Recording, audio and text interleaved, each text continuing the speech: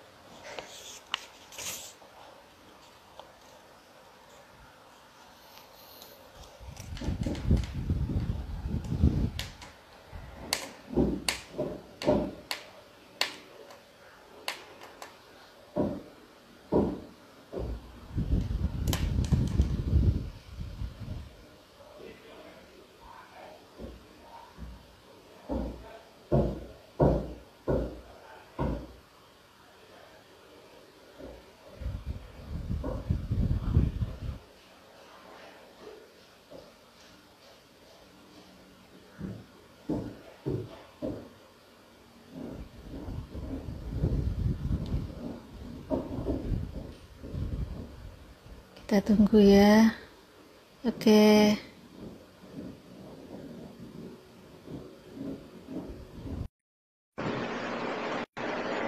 Nah, kita tunggu narasumber kita.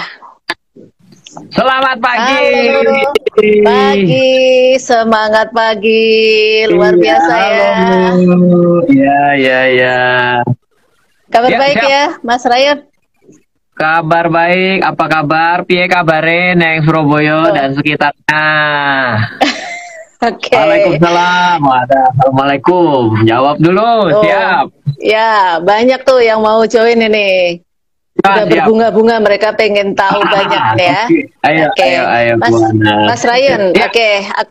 Saya coba sapa dulu ke Sobat IDX Jawa Timur ya. Kita mulai diskusi pagi ini. Oke.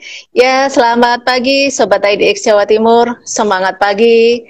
Ya, di dalam suasana pandemi COVID-19 ini, IDX Jawa Timur kembali melaksanakan kegiatan Suramadu ya, sosialisasi edukasi pasar modal online. Nah, itu namanya Mas Ryan ya, Suramadu. Siap. Nah, Oke. Hari ini kita mengundang nih narasumber yang namanya sudah sangat dikenal oleh Sobat IDX Jawa Timur. Beliau sudah hadir ya, Mas Ryan Filbert Wijaya. Ini jarang disebut yang belakangnya ini ya, Ryan Filbert ya. Beliau adalah seorang praktisi dan inspirator investasi ya, dan beliau sudah mendapatkan penghargaan dari Presiden RI Joko Widodo. Ya, atau Jokowi, betul kan ya? Luar biasa keren, mantap. Jadi artinya apa yang disampaikan nanti itu tentunya bisa memberikan manfaat untuk Sobat IDX semua. Dan jangan lupa nih Sobat IDX, beliau ini juga pencipta dari lomba yang sering Sobat IDX lakukan, Stock Lab itu. Ya, bener kan? Ya. Mas Ryan, nah tuh. Nah, itu benar semua itu ya. Jadi sekarang kita benar-benar bisa bertatap muka langsung dengan beliau. Nah, hari ini kita pengen bahas ya, Ya. Gimana sih bisa dapetin cuan dalam kondisi pandemi COVID-19? Banyak sudah pertanyaan yang masuk, nanti kita coba jawab ya bersama dengan Mas Ryan ini pertanyaan-pertanyaannya. YouTube-nya juga sudah sering dilihat nih, tapi yang secara live ini kan pengen didengerin ya. Ya, oke, nah siap. itu. Oke. Nah, Mas Ryan. Iya, baik. Ini Sobat IDX, dari ada yang masih pemula, ada yang memang sudah menjadi investor yang cukup lama di pasar modal. Nah, tentunya kalau yang dari pemula ini banyak yang sudah menyampaikan, ini katanya waktu yang tepat ini untuk membeli saham. Katanya saham murah-murah. Nah, mereka pengen beli, tapi masih ada rasa khawatir, rasa takut. Beneran nggak? Nanti pas malah turun. Nah, ini bisa mungkin Mas Ryan bisa sampaikan nih ke Sobat IDX terkait hal itu. Baik, ya oke, thank you Bu Ana sudah memperkenalkan. Ya, jadi mungkin saya akan cerita sedikit bahwa kembali saya harus cerita flashback bahwa saya mengenal dunia pasar modal, instrumen investasi di Indonesia dan di dunia dari tahun 2004. Dan pada hari itu usia saya 18 tahun. Dan pertama kali kalau ditanya, iya 18 tahun, hari ini umur 34, sudah tua. Dan ketika waktu 2004 itu, saya itu adalah orang dengan triple minoritas, di mana pertama saya tidak punya uang, yang kedua saya tidak memiliki ilmu, jadi saya tidak punya ilmunya. Saya kalau dibacain dulu Ryan Filbert Wijaya SSN 2 sarjana seni rupa tambah rusak lagi. Sudah nggak sama bersama teman-teman kan kebanyakan SE nih ya.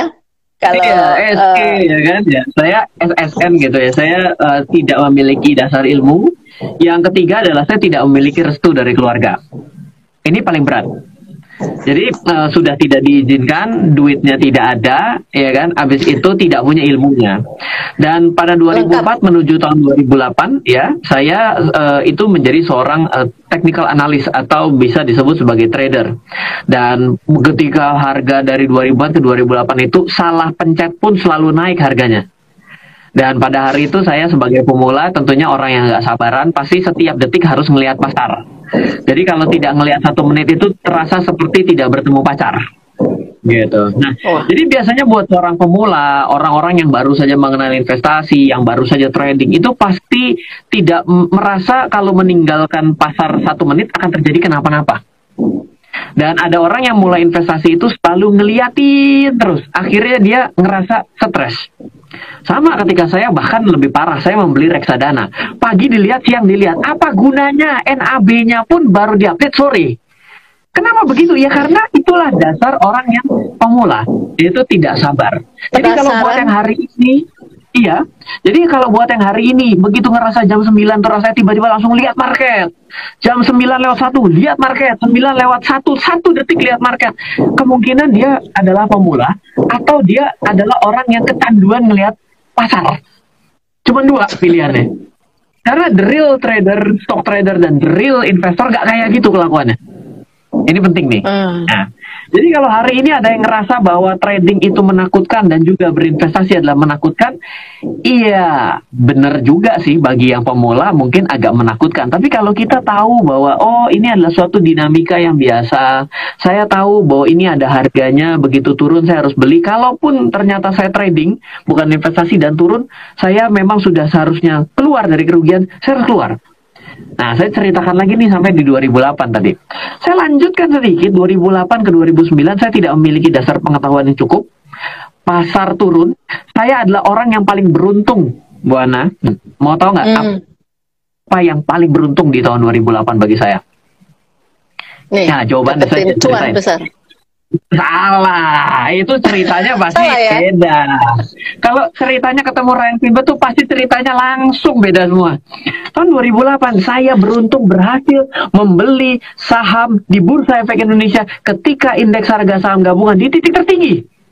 Di titik tertinggi nih. Wah, titik tertinggi mahal banget tuh berarti ya? Iya betul. Jadi kalau Anda mengenal dengan kata-kata saham depannya B, itu saya pernah membeli di titik tertinggi ketika si saham B itu di titik tertingginya. Dan saya bisa cerita hari ini, dan pada hari itu saya tidak memiliki pengetahuan yang cukup, dan apa yang ingin saya ceritakan adalah ketika saya di 2008 saya akhirnya sadar saya harus belajar. Akhirnya saya belajar mengenai makroekonomi dan valuation dan fundamental analysis. Saya mulai belajar bahwa ketika kondisi lagi naik, semua saham bagus dan jelek semuanya naik. Sekali lagi, ketika kondisi pasar lagi naik, semua saham bagus dan jelek, ataupun yang jelek pura-pura bagus, itu naik semua. Tapi ketika pasar turun seturun-turunnya dan sepanik-paniknya dan sekasus-kasusnya, membuat orang puyeng karena ngelihat berita tiap hari, itu semua harga saham turun. Yang bagus pun turun. Yang jelek udah jangan ditanya. Yang bagus turun, yang jelek udah pasti turun. Oke. Ini tips kedua. Tips ketiga. Ini ilmu pemungkas. Yaitu ketika pasar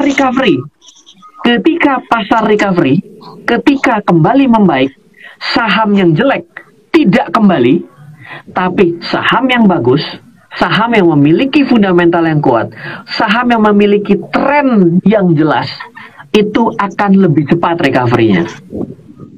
Jadi ketika 2008 ke 2009 itu uang saya sudah keburu separuh jalan masuk dan tidak memiliki cadangan. Karena saya waktu itu masih pemula. Akhirnya yang terjadi saya bilang, jika saya tahu suatu hari suatu saat akan terjadi masalah yang sama yang menyebabkan penurunan dalam di pasar, saya sangat menantikan hari itu. Saya nggak bilang hari ini loh, saya nggak bilang hari ini ya. Tapi saya bilang, bila pada hari itu saya berjanji dalam diri saya, bila saya mengalami kondisi yang sama, meskipun saya sudah beli di titik tertinggi sekalipun, dan saya memiliki strateginya, saya hari ini tahu strateginya, yaitu tetap punya uang, punya pemikiran yang baik, tetap sehat, cespleng, lihat, bersih muka, tidak ada aroma-aroma yang stres, iya kan, benar ya, rambut masih klinis bagus ya, kan dari tadi pakai topi terus. Jadi saya berpikir bahwa ini sebenarnya dengan kondisi pada hari ini, bila Anda berpikir stres, itu salah. Kenapa? Karena sebenarnya setengah dari kondisi hari ini itu sudah setengah saya harapkan terjadi dari tahun 2008 dan 12 tahun baru terjadi. Artinya, saya sih bilang, Anda agak salah baca buku kalau saya Anda berpikir hari ini Anda harus panik. Kira-kira gitu. Udah diceritain ini sama Mas Ryan ya ini ya, bagaimana pengalaman beliau ini benar-benar nggak tahu, nyemplung masuk ke pasar modal. Nah itu yang terjadi, sarjana seni rupa lagi ya, nggak ada background ekonomi nih ya. S2 saya master ilmu ekonomi, udah kembali ke jalan yang benar. Nah, artinya ini buat Sobat IDX yang merasa bahwa saya ini masih pemula, saya ini nggak tahu apa-apa, jangan khawatir. Nah, ya ini kita bisa dengerin lebih lanjut seperti apa tipsnya. Tadi udah disampaikan kan 3 hal tadi yang membuat teman-teman itu tetap harus semangat, yakin bahwa memang kita harus belajar supaya bisa dapetin cuan tadi, begitu ya. Profit from panic. Profit from panic. Oke, siap. Profit from panic yang sudah ditunggu sejak tahun 2008. Nah ini waktunya ini ya, artinya begitu kan ya. Jadi artinya teman-teman Sobat IDX tidak perlu khawatir, malah ini kita tidak boleh panik, kita bisa dapetin sesuatu, begitu kan ya. Baik. Nah, ini ada yang menanyakan lagi ini, Mas Ryan ya. Ada yang sudah benar-benar macam-macam ini ya pertanyaannya. Di masa pandemi COVID-19 ini, kita tahu bahwa banyak perusahaan mengalami penurunan produktivitas hingga penurunan nilai harga saham. Lalu bagaimana kita bisa menganalisa nih secara fundamental ataupun secara teknikal perusahaan yang paling tepat yang bisa kita pilih supaya kita nggak salah milih gitu. Baik, jadi bayangkan ya, karena kita berbicara dengan fundamental, saya tidak akan membawa ke teknikal, tapi saya akan coba bawa dengan pertanyaannya adalah fundamental, so Anda mau berinvestasi. Menurut saya investasi itu yang paling dekat dengan kehidupan kita, itu adalah seperti memilih pasangan hidup. ketika kita mau menikah, ketika kita mau memilih seorang pasangan hidup, tentunya kita akan melihat bukan kondisi pada hari ini saja. Kenapa? Kalau kita melihat kondisi pada hari ini saja, maka bisa misleading. Kalau kita lihat, oh ternyata memang dia dari keluarga yang baik-baik, nggak hobinya ngutang, nggak suka minum minuman keras, tapi punya perusahaan sahamnya saham perusahaan minuman keras, nggak apa-apa ya kan? Dia nggak suka, dia ternyata nggak suka ngerokok, tapi punya perusahaan rokok hebat juga, misal loh ya. Bukan artinya buruk atau tidak, tapi ini kita coba berpikir dengan dasar subjektivitas kita sendiri. Jadi ketika Anda mau melihat pada hari ini, mungkin dalam kondisi yang buruk semua terasa buruk. Tapi Anda harus lihat, oh apakah si perusahaan ini ternyata pernah melewati krisis sebelumnya? Oh ternyata 2008 dia berhasil melewati krisis. Sebenarnya kita juga ada mini krisis tanpa kita sadari di 2014 ke 2015. Seperti apa dia melakukan menjaga perusahaannya agar tetap ada? Bagaimana manajemen bisa melakukan itu? Lalu lihat juga bagaimana dia berusaha untuk tetap survive. Contoh sederhana, ada salah satu perusahaan yang TBK yang berhubungan dengan makanan yang baru saja TBK. Dia karena suka buka restorannya di mall dan di mallnya pada tutup semua, nggak boleh juga buka percuma. Akhirnya yang dia lakukan adalah dia membuka jasa catering. Bisa online per hari, emang lumayan sih, mahal, 300.000 gitu. Itu untuk pagi siang sore, ketiga pagi siang malam, untuk 1 minggu dikasih diskon. Ini adalah kita bisa melihat bahwa manajemen ini ada willing to survive-nya. Berarti kalau kita lihat dia ada inovasi yang bisa mendekatkan dengan kondisi pada hari ini, dia tetap bisa mendapatkan pendapatan. Berarti dia punya goodwill, punya nama baik untuk mempertaruhkan. Nah, fundamental tuh begitu. Nggak bisa kita hanya lihat laporan keuangannya. Oh, laporan keuangan ini masa depan parah dulu. Ya, siapa yang bisa lihat masa depan? Nobody knows. Kalau Anda kemarin ikut annual meetingnya dari Warren Buffett, saya jamin tidak akan berani pencet tombol buy. Loh, Warren Buffett nggak berani pencet tombol buy, kok kita berani pencet tombol buy? Jangan lupa, dia di Amerika boom. Ini Indonesia boom. Di Indonesia ini kondisi pertumbuhan ekonomi kita berbeda karena kita negara berkembang. Anda juga tidak saya minta untuk investasi di perusahaan Coca-Cola Company kan, yang ada di Amerika sono. Ini bicara tentang market bursa efek Indonesia. Berbeda kondisinya. Jadi ketika Anda melihat, tidak bisa melihat masa depan, betul, tapi Anda bisa melihat goodwill-nya yang dia lakukan. Bagaimana seorang pria dalam kondisi susah itu berusaha untuk tetap keluar rumah, mencari penghasilan, bagaimana dia tetap bisa menjaga diri dia untuk tidak terkena dengan berbagai macam godaan-godaan. Itu namanya goodwill. Itu adalah saatnya Anda menentukan bahwa orang ini cocok dinikahi, ya sama, oh ini perusahaan ini cocok untuk diinvestasikan. Jadi kita kalau secara fundamental itu tidak secara letterlock harus membaca laporan keuangan. Meskipun banyak loh laporan keuangan yang rilis yang kuartal pertama ini sebagai salah satu perusahaan otomotif dan konglomerasi, menurut saya hebat dengan Q1 dia seperti itu. Ya contohnya gitu loh. Tapi kita nggak hanya melihat tuh bagaimana dia inovasi. Inovasinya harus kedua hal pada hari ini, yaitu teknologi. Inovasi kedua adalah berbasis kesehatan. Kalau mereka bisa keep in touch dengan zaman, peka terhadap perubahan ini, mereka pasti akan leading kok. Nggak perlu Anda khawatirkan mengenai hal itu. Justru Anda yakin bahwa dia ini berarti manajemennya bagus. That's it. Nah, tuh, udah disampaikan. Jadi, artinya dalam memilih saham itu benar-benar kita seperti memilih pasangan hidup tadi kan? Nah, kita lihat, kita benar-benar melihat bagaimana perusahaan ini benar dia mau berjuang, mau mempertahankan supaya terus mendapatkan laba dalam situasi yang memang buat kita semuanya ini sulit. Tadi Mas Ryan sudah sempat sampaikan tentang Warren Buffett tadi juga itu ya. Nah itu juga ada pertanyaan yang disampaikan.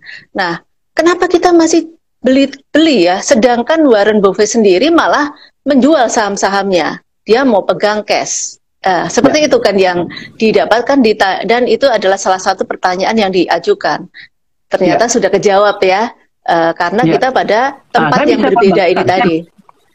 Pertama tempat yang berbeda, yang kedua kita harus bisa mengambil satu kondisi tidak selalu dan selamanya yang orang lain lakukan harus kita tiru.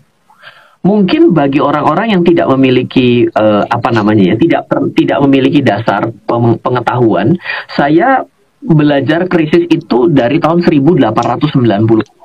Jadi walaupun usia 34, saya mempelajari pemetaan krisis di dunia. Saya mulai membuka kembali itu di 2008-2009. Sehingga Anda mungkin bisa mendapati salah satu buku saya, judulnya adalah The Secret Stock Market in the Century. Ya lumayan bisa colong jualan di depan Instagram IDX Jawa Timur gitu ya.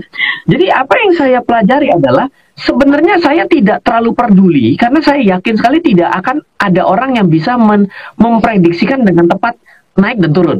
Saya yakin itu. Setelah saya belajar nih, dengan hari ini saya semakin yakin bahwa nobody knows, even Warren Buffett sekalipun, gitu ya.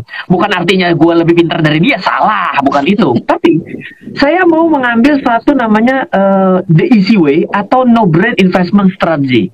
Kenapa? Karena semua strategi sudah pakai otak. Kita coba cari strategi dasar apa yang bisa selalu menyelamatkan kita dari segala jenis krisis yang pernah terjadi dari tahun 1890. Saya berusaha mencari benang merah itu. Ternyata saya mencoba krisis tahun 1920, krisis tahun 1970, tahun 2000, 1980, tahun 90-an, tahun 2000 awal, dan tahun 2018. Setelah dicoba di seluruh dunia, pasar turun, semua orang pasti tidak akan pernah bisa tepat. Kalau tepat, dia mungkin hoki. Tapi tepat berkali-kali itu nggak ada. Nah, yang menarik adalah ada satu strategi yang ternyata bisa kita lakukan selama marketnya mendukung. Ingat, ada satu garis bawah adalah market yang mendukung. Ada satu strategi yang bisa dilakukan adalah ketika kita terus membeli, keep buying, tapi tidak serakah membeli loh. Artinya hari ini beli 100, kalau marketnya turun kita masukin 100 miliar ya. 100 juta versus 100 miliar tuh nggak cocok lawannya. Nah, tapi kalau kita keep buying dengan nominal yang sama, ternyata bila pasarnya jatuh 10 tahun baru break even, kita ternyata bisa kembali hampir 50% lebih cepat. Jadi kalau pasar 10 tahun, kita recovery 5 tahun. Pasar jatuh 5 tahun, kita recovery 2,5 tahun. Hanya dengan satu metode sederhana, yaitu keep buying. Dengan kondisi yang konsisten. Yang memang masalah dengan kelasnya Warren Buffett. Dia kan sudah ratusan miliar juta dolar ya. Iya, sampai nolnya pun banyak, gue jadi bingung sendiri ya. Itu nggak bisa ngitung lah kita ya. Sehingga ketika dia mau melakukan rebalancing, ini gajahnya sudah begitu besar berkontainer-kontainer sehingga dia harus menembak dengan uang yang lebih besar lagi ya. Jawabannya adalah dia harus menyiapkan uang yang lebih besar untuk menembak sehingga dia mendapatkan nilai average yang lebih bawah dari kondisi dia. Kalau dia cuma sedikit, dia nggak akan bisa mengerek turun. Jadi strateginya sebenarnya sama.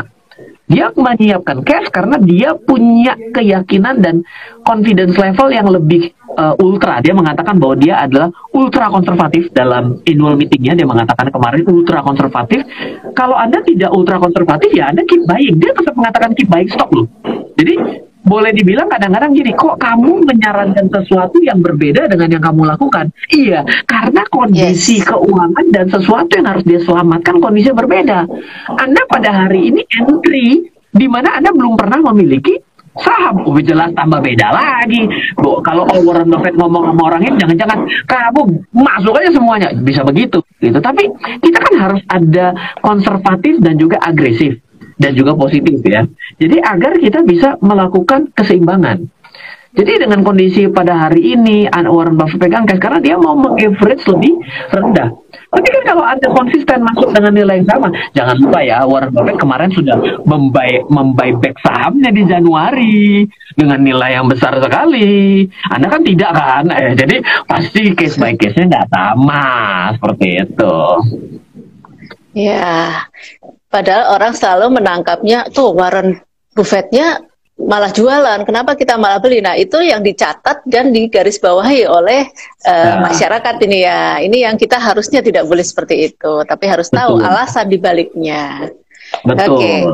Nah ini tadi sudah banyak juga yang bertanya juga. Ini terkait dengan IHSG. Sebenarnya ini kalau saya nangkapnya kita disuruh meramal nih, Mas Ryan suruh meramal ya. Ini nantinya apakah IHSG akan bisa balik lagi ke angka 3.000 malah 2.500 tuh. Gimana tuh Mas Ryan? Ya, jadi sebenarnya kalau kita semuanya selalu dalam kondisi buruk ya. Dalam kondisi buruk itu akan selalu banyak berita buruk. dalam kondisi baik akan selalu banyak berita baik. Jadi ya ketika Anda berusaha untuk mencari popularitas, misalnya orang pertama ya yang bisa mendapatkan sesuatu keuntungan adalah dengan terjadinya penurunan, lalu dia berani statement bahwa akan 1.500 dengan seluruh informasi strategi yang dia gunakan dan statistik, ya mungkin dia mencari popularitas mungkin. Yang kedua adalah ketika Anda mengatakan turun dan saya dipaksa untuk menganalisis untuk turun, ya selalu ada kemungkinan untuk turun. Tapi bagaimana kalau ternyata di bulan Maret kemarin adalah harga terendah? Anda akan bilang di 1 tahun ke depan, Anda bilang, coba saya beli kemarin. Anda kan selalu begitu. Ketika turun dan Anda sudah beli, Anda akan bilang, salah saya beli. Kurang ajar tuh si Ryan tuh sama Bu Ana kemarin bilang beli. Harusnya begitu. Kenapa? Karena kita tidak akan pernah bisa menyenangkan seluruh pihak. Tapi saya juga bilang, saya ini adalah orang yang beruntung. Saya pernah berhasil membeli di titik tertinggi. Tapi saya tidak kenapa-napa tuh hari ini. Dan saya berhasil melakukan rebalancing, portofolio saya tetap sehat. Intinya adalah kesalahan terbesar orang adalah selalu mencari titik terendah. Padahal motivasi utama dalam Anda berinvestasi adalah Anda bagaimana caranya mengamankan modal dan bisa selalu menambah jumlah investasi Anda agar semakin besar. Sehingga apa? Sehingga kesalahan-kesalahan kecil Anda itu akan selesai dengan sendirinya. Kalau Anda selalu fokus, saya salah dalam membeli, nggak masalah, beli lagi aja kalau emang yakin perusahaannya bagus. Secara otomatis ketika dia akan kembali, Anda akan mendapatkan harga rata-rata. Jadi motivasi awal Anda jangan mau selalu untung di semua lini. Coba Anda lihat perusahaan konglomerasi, mau sebut perusahaannya siapa, ayo? Jarum, Budi Hartono, mau bicara Pak Haritanu, mau grupnya Pak CT, mau grupnya siapa? Emang seluruh perusahaannya untung? Enggak. Tapi kenapa dia selalu menjadi orang kaya? Karena dia bisa berinvestasi lebih banyak, mengalahkan yang rugi, sehingga performanya menjadi baik. Kalau Anda mau untung dalam segala hal, sekarang saya mau tanya, siapa dalam hidupnya selalu untung? Tidak pernah gagal, pasti nggak pernah hidup. Karena yang hidup itu pasti pernah gagal. Yang hidup itu pasti pernah rugi. Kenapa Anda harus takut? Saya bingung mengimajinasikannya nggak sampai gitu loh. Ya, itu yang selalu disampaikan memang bahwa ini kalau saya posisi rugi, ini gimana? Ini tadi ada juga pertanyaan juga. Ini saya barusan aja jadi investor pemula, ternyata saham saya yang saya beli itu terus rugi, harganya turun. Ini gimana nih? Nah, dia merasa tadi yang disampaikan memang harusnya saya tidak boleh rugi, padahal di dalam hidup, di dalam berinvestasi itu juga pasti ada untung, ada rugi. Mas Ryan juga pernah rugi kan? Waduh, kalau sekarang portofolio nggak minus tuh aneh. Tapi pertanyaannya, portofolio Anda lebih besar minusnya dari IHSG atau lebih kecil? Oh, saya lebih kecil. Gitu. Ya, jadi yang namanya investasi itu pasti ada risk, ada return. Memang PR kita adalah bagaimana meminimalisir kerugian tadi, gitu kan ya? Risiko, maksudnya meminimalisir risiko. Saya mau tambahkan sedikit tadi Bu Ana, bahwa mungkin pada hari ini dia sudah memilih saham. Ingat, ada hukumnya, ada 3 yang di awal saya sampaikan adalah ketika kondisi baik, saham jelek, saham bagus semua naik. Ketika saham lagi turun parah, maka semua saham baik, semua saham jelek, semua sama-sama turun. Tapi yang menarik adalah bila ketika turunnya semua turun, ini hampir semua, bukan hampir semua indeks kita turun secara sektoral. Ini adalah suatu sinyal bahwa Anda akan masuk ke dalam pemilihan yang ketiga. Perusahaan yang bagus akan cepat recovery-nya. Perusahaan yang jelek bisa jadi tidak akan pernah recovery. Menjadi refleksi bagi Anda pada hari ini, apakah saya ngomong ya, meskipun saya di depan Bursa Efek Indonesia, saya tetap bilang, dari 700 saham, tidak 700-700 layak untuk Anda beli. Anda harus dewasa dalam memilih. Dan Anda harus menyesuaikan dengan kriteria risk profile dari Anda. Contoh, Anda tidak terbiasa dengan fluktuasi. Jangan dekat-dekat saham-saham berbasis pertambangan. Jangan dekat-dekat dengan saham-saham turunannya. Karena Anda tidak memiliki pengetahuan yang cukup dan Anda tidak begitu mengerti strategi dalam berinvestasi pada saham-saham yang berbasis itu. Kenapa? Karena akan langsung terjadi transfer pricing seketika harga minyak jeret turun 5%, jeret naik 7%, harga emas jeret naik, itu langsung akan berimpact. Tapi kalau misalnya Anda ternyata sudah tahu dengan kondisi itu, Anda harus bisa mengklasifikasikan mana saham yang memang bagus dan sehat secara laporan keuangan, dan ada saham yang memang sebenarnya dia ini jelek secara laporan keuangan, kenapa dia naik ya? Nah, ini udah tanda tanya. Gitu. Tuh, udah dibukain semua ya oleh Mas Ryan ini. Artinya memang sebagai investor jangan pernah khawatir kalau mengalami kerugian. Nah, itu memang hal yang biasa dilakukan, tapi kita tentunya juga harus memilih saham-saham yang oke, yang secara tadi udah dijelasin kan sejak awal ya, seperti milih suami yang memang dia prospeknya bagus begitu. Ya, oke, Mas Ryan ini, nah dalam kondisi ini ngomonginnya bolak-balik cuma pandemi COVID-19 ini aja ya. Nah, dalam kondisi pandemi seperti ini, kenapa sih kok malah kita ini disuruh investasi saham? Padahal banyak investasi yang lain nih. Ada investasi mungkin emas, properti. Kenapa kita malah disuruh memilih investasi saham? Ya, jadi pertama kalau misalnya harus langsung bicara investasi saham, karena pertama saham itu adalah suatu instrumen yang paling adil. Kenapa paling adil? Karena pertama ketika Anda memiliki satu lot saham, katakanlah apa, Unilever, dengan yang punya 1000 lot saham Unilever, ketika dibagi dividen, ketika harganya naik dan turun, Anda mendapatkan hak yang sama. Kalau Anda pergi ke bank mendepositokan uang, saya jamin uang Anda 2 miliar sama uang Anda 5 juta, Anda bisa nego bunganya yang 2 miliar. Kalau di saham nggak bisa. Saya 1000 lot loh, tolong kasih dividen saya lebih banyak. Raiso. Jadi paling adil. Fairness ini bagi orang kecil kan kadang-kadang tidak di-fairkan kan. Jadi ini menjadi paling adil. Yang kedua, saya juga bukan seorang investor yang hanya punya saham dalam portofolio saya. Saya juga punya emas. Saya juga punya investasi di luar negeri. Saya juga punya investasi perusahaan yang ada di Indonesia. Saya juga punya royalti dari penulisan buku dan juga beberapa royalti kekayaan intelektual dari yang saya ciptakan. Saya adalah investor yang mendiversifikasikan uang saya. Jadi kalau misalnya masalah utamanya adalah karena keterbatasan uang, secara otomatis Anda menjadi selektif, menjadi sedikit yang bisa Anda pilih dalam berinvestasi. Contoh, Pak, saya punya uang 500.000. Lah ya nggak mungkin pergi untuk deposito. Deposito uang 500.000, bunganya dipres habis, dihajar pakai yang namanya biaya, selesai hidup Anda. Apakah deposito buruk? Nggak juga. Tapi kalau Anda cuma punya uang 100.000, ya mohon maaf, Anda paling bisa pergi ke saham, reksadana. Jadi bukan artinya Anda dipaksa untuk hanya berinvestasi, menurut saya tidak. Tapi kenapa saham menjadi suatu garda terdepan pada hari ini? Karena investasi di pasar modal di Indonesia dan di dunia, berdasarkan yang saya teliti sendiri, kalau Anda investasi di atas 5 tahun dan secara berkala, kemungkinan Anda rugi sangat kecil. Minusnya kecil. Jangan ditanya untung berapa loh ya, tapi minusnya dulu. Kan udah ada hukumnya bahwa yang namanya rule of game pertama dalam investasi adalah mengamankan modal. Artinya kalau Anda bisa mengamankan modal Anda setidaknya tidak hilang, berarti Anda sudah juara. Nanti ketika Anda step demi step itu nanti akan Anda temukan bahwa dampak dari bisa mengamankan modal, Anda dapat untung.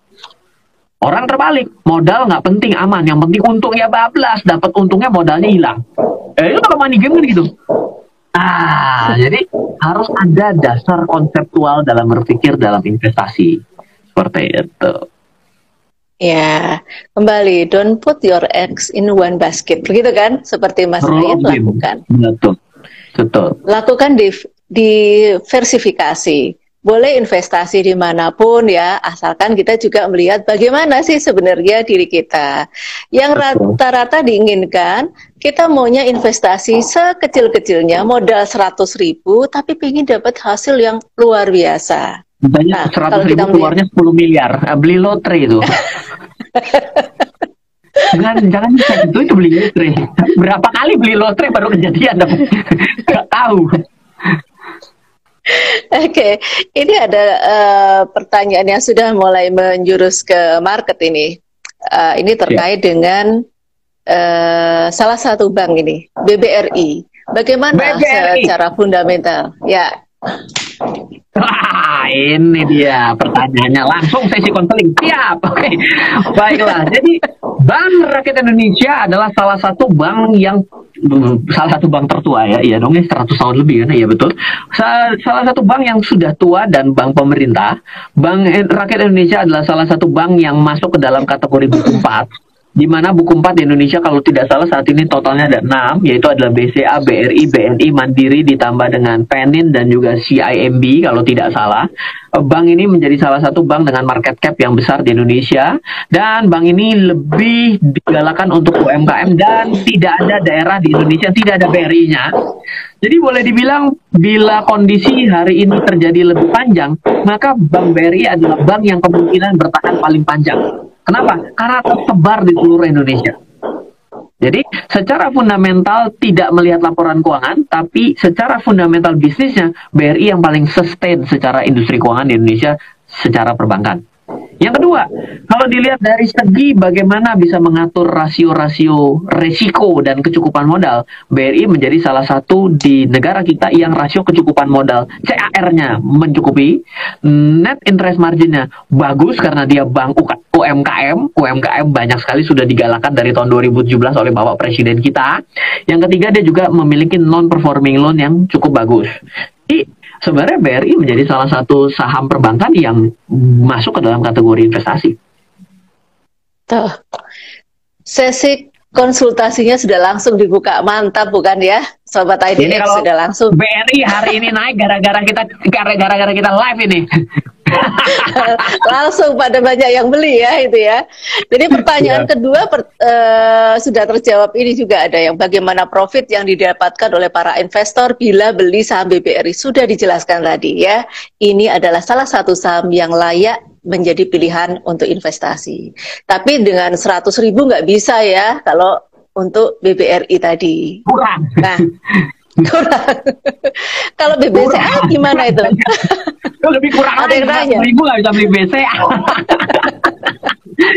Satu waktu 2 juta lebih, Bo. Nah, itu. Nah, ini ada pertanyaan juga begini. Mas Ryan, menurut Mas Ryan, lebih baik saya investasi secara rutin dengan dana 100 ribuan itu, ataukah saya mending langsung banyak uangnya saya belikan saham yang banyak, selesai habis itu saya diem. Gimana menurut Mas Ryan? Jadi ada dua strategi yang paling mungkin dilakukan oleh orang, yaitu disebut dengan lump sum method. Artinya seketika aja segajah-gajahnya dimasukin, habis itu tinggal tidur 10 tahun lagi. Ada orang yang membeli secara berkala. Nah, kalau ditanya begini, Ryan gini deh, saya mau tanya, kalau sebelum 2020 strategi mana yang apakah membeli berkala atau selamsam segedrut gitu, itu langsung bisa dapat untung, lebih gedean mana untungnya? Maka saya jawab sebelum 2020, bila Anda lamsam di tahun berapapun dari tahun 1990, Anda selalu untungnya lebih besar daripada yang membeli berkala. Oke? Terus Anda bilang, kalau gitu Ryan merekomendasikan untuk sekarang membeli sebanyak-banyaknya dengan menggadaikan anak istri. Ya enggak juga. Kita nggak tahu masa depan. Tapi kalau ditanya historis, maka lamsam selalu. Tapi ada kelemahan dari lamsam. Satu, Anda harus menyiapkan modalnya sebesar-besarnya di awal. Emang punya? Tadi katanya 100.000 mikir. Ini begitu tiba-tiba mau segede-gedenya. Nggak kongruen statement itu. Jadi, kelemahan lamsam adalah harus sebesar-besarnya di awal. Di mana kita tidak memiliki kemampuan untuk bisa berinvestasi sebesar-besarnya di awal. Yang kedua, metode lamsam ini tidak cocok dilakukan oleh seorang investor pemula. Kenapa? Investor pemula itu sama seperti orang yang baru pertama kali pacaran. Beda sama playboy cap kampak yang sudah pacaran 20 kali. Kalau yang sudah pengalaman pacaran, dia sudah tahu seluk-beluknya kapan waktu yang tepat megang tangan. Dia udah tahu seluk-beluk dengan tepat kapan bisa membuat si cewek atau cowok ini kelepek-lepek. Karena pengalaman. Dan biasanya dia seperti singa. Diam aja ngeliatin mangsa. Lucet gitu kan. Tapi kalau pemula, nggak bisa. Pemula yang baru pertama kali, pengennya tiap hari pegangan tangan. Dia bilang, apa sih lu risih lo? Bisa begitu. Itu terjadi. Karena pemula itu nggak sabaran. Jadi kalau Kenapa lamsam saya tidak sarankan dengan kultur demografi di Indonesia di mana 250 juta penduduk Indonesia yang 1% baru di pasar modal dan kita kemungkinan sedang live untuk menonton orang-orang yang masih pemula. Ini nggak cocok cara strategi lamsam ini. Karena soalnya gini, beli sekarang 10 tahun lagi baru lihat, buset 10 tahun lagi apa yang terjadi Pak? Mungkin kok dia bilang parah nih, dia bilang gitu. Gak masuk secara logika. Jadi saya sih ingin bilang bahwa lamsam itu menguntungkan di pasar kita, tapi gak akan cocok bagi seorang pemula. Jadi kalau Anda memang seorang pemula dan merasa tidak terlalu tahu mengenai pasar, ya masuklah secara berkala. Walaupun ternyata berkala itu dalam track record kita menghasilkan return yang setengahnya dari lamsam, tapi Anda kan tidak perlu mempersiapkan modalnya di awal. Bila Anda berencana berinvestasi 5 tahun, Anda punya kesempatan membeli 60 kali setiap bulan. Artinya Anda tidak perlu mempersiapkan uang 60 juta di awal kalau Anda mau investasi setiap bulan 11 1 juta. Beda logikanya. Time value of money-nya, cash flow-nya beda dibandingkan lamsam. Jadi kalau Anda mau tanya, makanya jelas. Tapi trade off selalu ada dalam hidup kita. Gitu.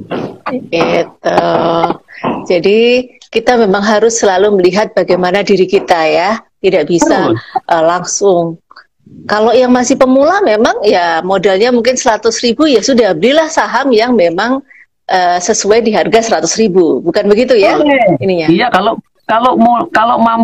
kemampuan seseorang itu dalam investasi yang benar, itu adalah setidaknya dari pendapatan yang dia miliki, dia bisa punya 20% itu dialihkan kepada investasi. Jadi jangan punya penghasilannya 100 juta, investasi sahamnya 100.000. Sampai meninggal pun nggak akan cocok itu hasil investasinya. Tapi kalau punya pendapatannya 3 juta, 20% 600.000, nah itu baru menginvestasikan sesuai dengan perencanaan keuangan yang tepat. Banyak orang yang kecewa loh dengan investasi. Pertama, karena uangnya tiba-tiba di ujung nggak sebesar yang diharapkan. Yang kedua ya rugi, udah jangan ditanya dah. Tapi banyak orang yang kecewa. Begitu saya tanya, Pak, kenapa Bapak kecewa? Returnnya kecil, Mas Ryan. Cuma 50%. Awat, berapa 50%? Dalam hati gue, buset, gimana caranya dapat untung 50%? Terus kenapa Bapak dengan return yang 50% ini ternyata returnnya tidak menghasilkan? Iya, Mas Ryan, saya cuma investasi 100.000. Terus pendapatan Bapak 10 juta. Ya, itu namanya ngaco. 1% doang diinvestasikan. Buat sedekah aja lebih banyak. Gitu. Jadi dia tidak cocok dengan kondisi seperti itu. Ya. Nah, inilah yang selalu jadi sebuah hal yang dihadapi di lapangan. Orang kita, masyarakat kita, inginnya untung gede, tapi masukin dana itu 100.000 aja. Tapi pengennya, yang tadi dibilang, sebenarnya sudah dapat 50% keuntungan, hanya modalnya cuma 100.000. Atau ada juga yang menyampaikan begini, Mas Ryan, boro-boro nih mikir saham, untuk untuk belanja saja susah. Padahal sebenarnya dia memiliki sepeda motor, kemudian juga barang-barang konsumtif. Nah, itulah yang selalu terjadi dengan masyarakat kita. Konsumtifnya jalan luar biasa, tapi untuk investasi selalu ogah-ogahan. Ya, begitu kan dia Mas Ryan. Nah, ini sekarang boleh saya jawab, boleh menanggapi yang tadi, boleh nggak?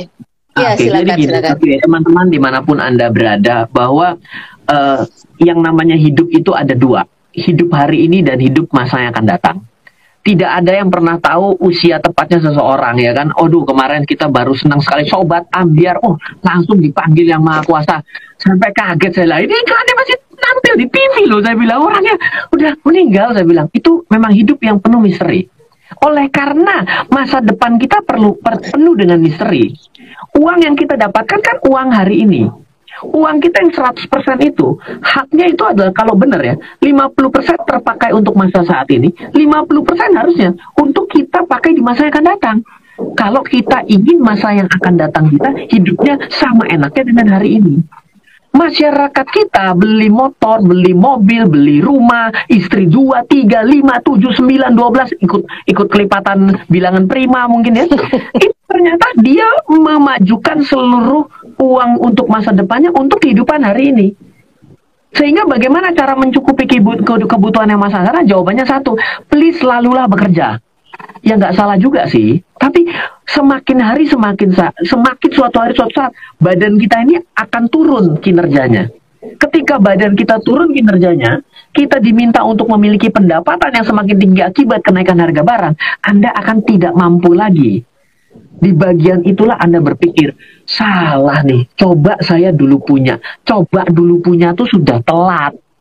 Makanya kenapa namanya penyesalan, bukan pendaftaran. Kalau pendaftaran tuh di depan. Jadi, Anda kalau masih bilang, saya tidak punya uang, saya doakan beneran Anda nggak punya uang. Bener-bener gak punya uang hari ini, gak punya uang masa depan, tobat kuat mampus. Tapi kalau Anda bilang, oke, saya tahu masa depan saya penting, saya harus potong sekian, saya harus belikan apapun Anda mau mulai belikan emas, boleh. Belikan perusahaan penghasil emas, tambang emas, boleh.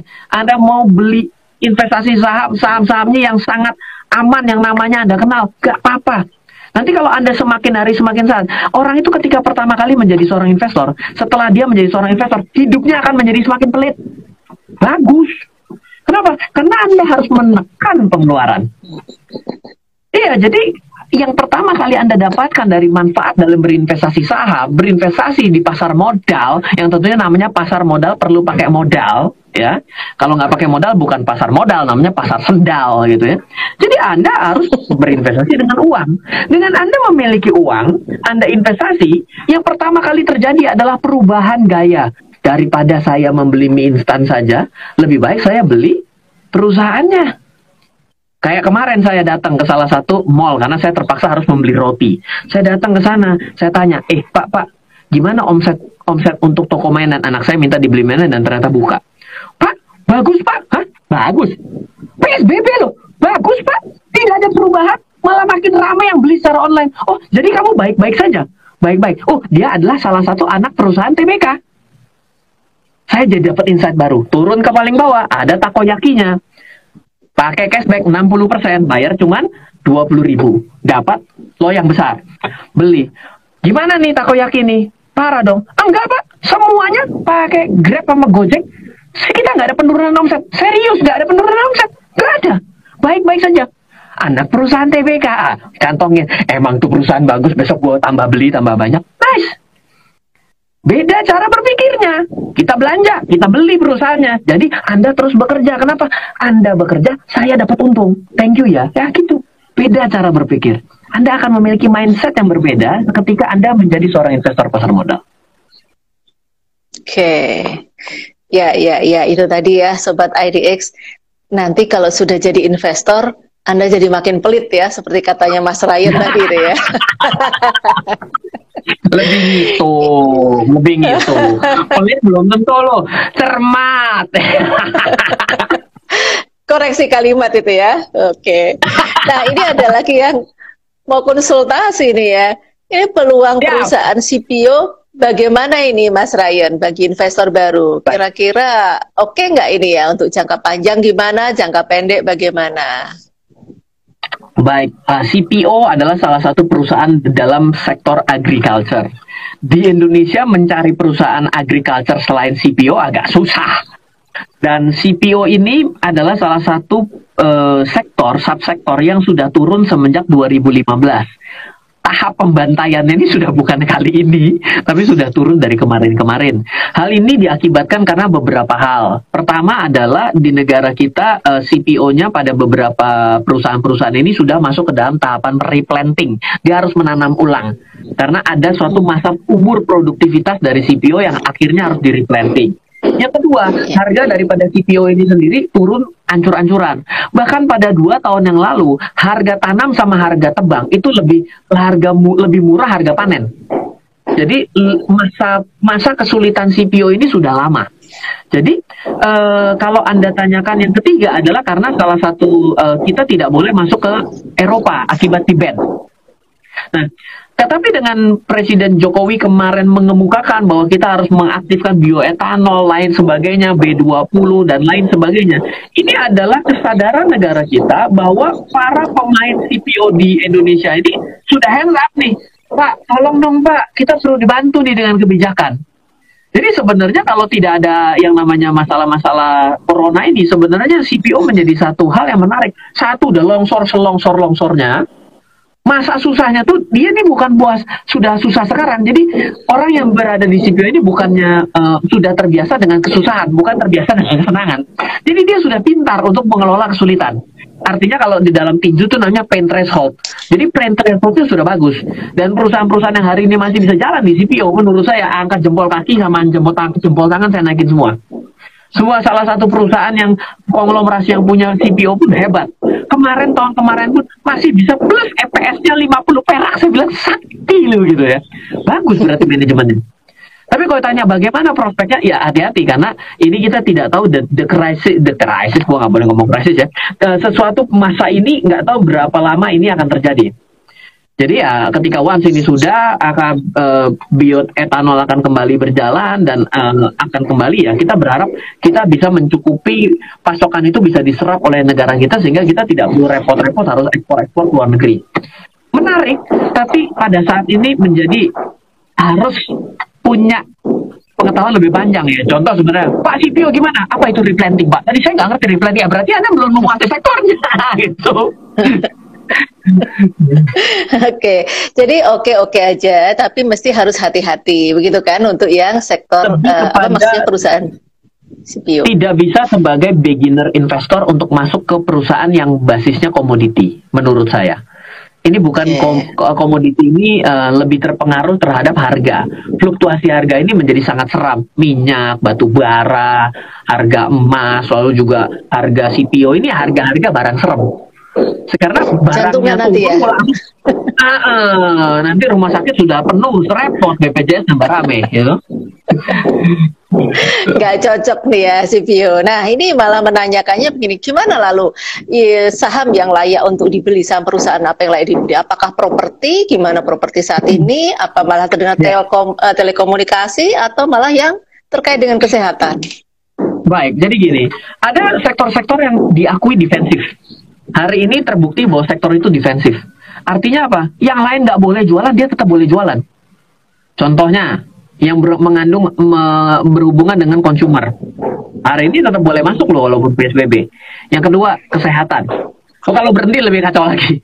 Kesehatan. Lalu pendidikan. Pendidikan ya pun tentunya pendidikan seperti yang hari ini kita lakukan ini sebagian dari edukasi kan. Pendidikan tetap berjalan.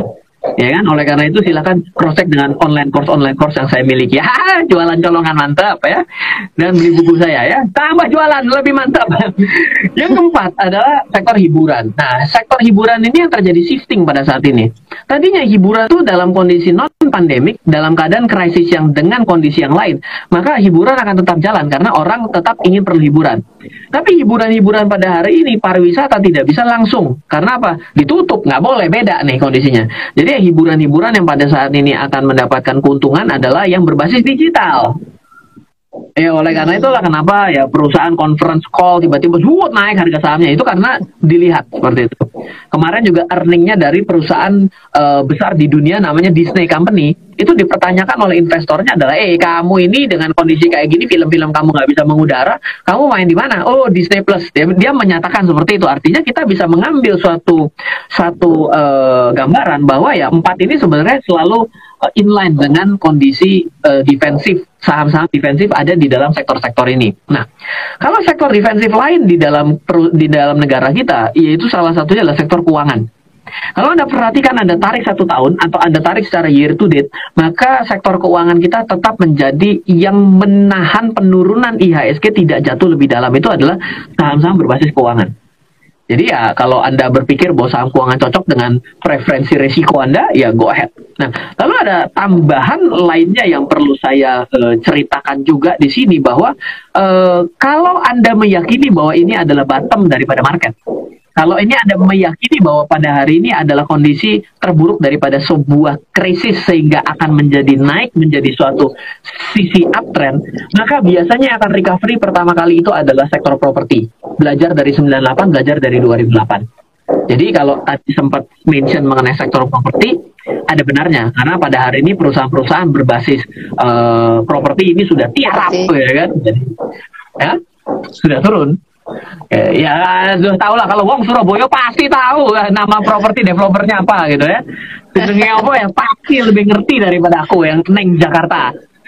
Nah, Gitu. 100.000 sudah bisa beli kan ya sahamnya perusahaan tersebut ya. Nah betul, dapat Properti 3. tadi. Dapat 3 Nah, lot.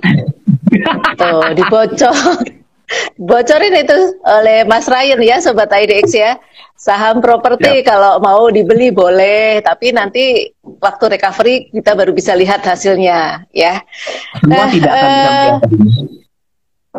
Oke. Jadi Siap. kita tetap harus memang selalu hati-hati begitu ya untuk membeli saham-sahamnya.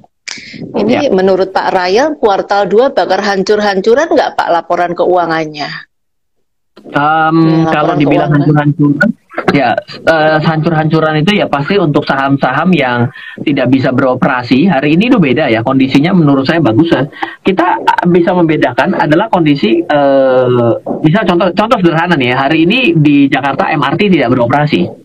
Jadi apa yang kita bisa lihat adalah kondisinya tidak diminati sama dipaksa untuk akhirnya tidak ada peminat, beda loh. Kalau tidak diminati itu ada orang punya uang tapi nggak mau beli. Hari ini kondisinya itu kan dipaksa berhenti. Jadi ya otomatis akan jadi cukup bermasalah bagi perusahaan-perusahaan yang memang secara operasional diminta berhenti. Nah, jadi itu menjadi kondisi yang harus Anda perhatikan. Tapi ya kembali lagi tadi ada sektor defensif dan hari ini Anda bisa lihat kok bahwa ternyata toko buah tetap harus buka, toko sayur mayur tetap harus buka, lalu supermarket tetap harus ada, dan isinya dari supermarket itu kan Anda bisa tahu siapa produsennya. Lalu perusahaan-perusahaan industri keuangan hari ini tidak bisa tutup. Saya juga tidak boleh tutup karena saya juga punya industri keuangan dan itu tetap harus buka. Ya hanya masalah PSBB. Jadi Anda tahu bahwa yang mana tetap bisa mendapatkan pendapatan meskipun tertekan, atau memang ada yang dipaksa nggak boleh beroperasi. Nah kalau sudah dipaksa nggak boleh beroperasi, ya laporan keuangannya bagaimana gitu. Dia harus mengonline-kan bisnisnya. Apakah itu dia bisa lakukan? Kalau dia terlalu jadul kan dia nggak bisa melakukan. Gitu kira-kira. Ya, jadi sebenarnya apa yang sudah disampaikan oleh Mas Ryan ini sudah bisa membuka wawasan dari Sobat IDX, memilih saham yang mana yang cocok untuk dibeli. Ya, ada hampir 700 ya, hampir 700 perusahaan yang sahamnya bisa dibeli oleh Sobat IDX. Itu dipilih mana yang cocok, mana yang sesuai, supaya nanti bisa mendapatkan keuntungan. Nah, bicara tentang yuk nabung saham, nih saya promosi juga nih dikit ya. Ini Mas Ryan juga ada bukunya ini ya, yuk nabung saham nih. Jelasin tuh Mas tentang yuk nabung saham. Iya, ini udah kita tunggu-tunggu, kenapa nggak dari pertama ditanya? Oke, gini Bu Ana, jadi buku Yuk Belajar Nabung Saham, covernya putih, ada gambar Yuk Nabung Saham, itu adalah buku yang sampai detik ini pun tidak salah ada. Kenapa? Karena kita telah memperhitungkan bagaimana kalau market terdiskon dalam buku tersebut. Di mana kita mengatakan bahwa Yuk Nabung Saham adalah suatu campaign yang bagus selama Anda memilih perusahaan yang benar. Kalau Anda nabung di perusahaan yang nggak benar, itu mah iya sudah sama seperti memilih calon pasangan hidup yang nggak benar. Udah pasti ujungnya nggak benar. Kemungkinan besar sih gitu ya, meskipun enggak loh Pak, saya dulunya bandit Pak, suruh saya insaf tiba-tiba saya jadi orang sukses. Ya boleh gitu kan, tapi itu kan 1 dari 1 juta gitu kan. Jangan bermain dengan probabilitas yang begitu, itu namanya Anda melakukan spekulasi. Ini investment loh, bukan judi. Nah, jadi dengan berbicara seperti di buku Yuk Belajar Nabung Saham, saya mengemukakan satu hal di sana yang bisa teman-teman juga baca, bahwa Anda harus tahu ketika Anda membeli secara normal, Anda harus tahu kondisi saham itu menjadi abnormal itu seperti apa. Yaitu berapa besar diskonnya. Ketika Anda tahu berapa besar diskonnya, berarti semakin besar diskonnya, Anda harus semakin banyak membeli. Resepnya sederhana, yang susah tuh dijalanin. Jadi memang di buku tersebut sudah kita jelaskan, dan Yuk Belajar Nabung Saham itu total eksemplar yang terjual itu kalau tidak salah hampir 30.000 se-Indonesia. Sudah nasional bestseller, 10.000 sudah bestseller, ini 30.000 berarti sudah nasional bestseller 3 kali lipat. Dan juga Yuk Belajar Nabung Saham itu juga salah satu buku yang selalu bertengger di papan atas. Jadi silakan Anda segera pergi ke toko buku ataupun buka Gramedia online gitu. Wah ini semua merek disemputin, kacau ini. Ya, Ini bukan jualan buku sebenarnya Sobat IDX, tetapi kenapa saya sampaikan bahwa Mas Ryan juga membuat sebuah buku tentang Yuk Nabung Saham karena ini sesuai dengan campaign dari IDX tentang Yuk Nabung Saham. Artinya dengan Yuk Nabung Saham ini kita mencoba supaya masyarakat Indonesia tidak lagi takut-takut untuk melakukan investasi, mengubah mindset dari masyarakat Indonesia dari saving society ke investing society. Iya, Nah, Mas betul. Ryan, Iya, ini waktu juga yang membatasi kita daripada nanti ketutup siap. ya, karena sudah